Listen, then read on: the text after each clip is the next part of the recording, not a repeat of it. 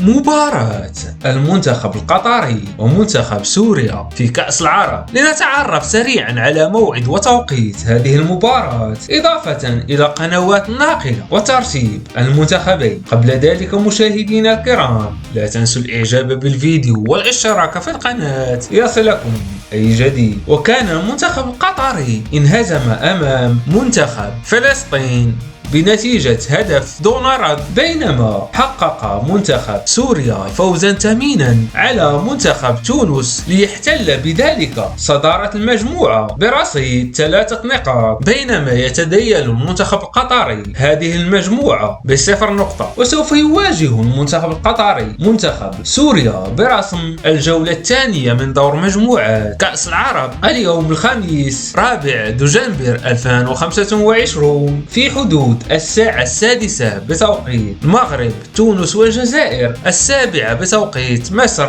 9 بتوقيت السعودية. ومن المنتظر نقل هذه المباراة على بي ان سبورت المجانية وقناة الكأس 1. بالأخير مشاهدينا الكرام، تظنون سوف يفوز بهذه المباراة؟ هل هو منتخب سوريا أم منتخب قطر؟ شاركونا آراءكم في التعليقات، إن أقرأها جميعا. ولا تنسوا الإعجاب بالفيديو والاشتراك في القناة ليصل لكم أي جديد.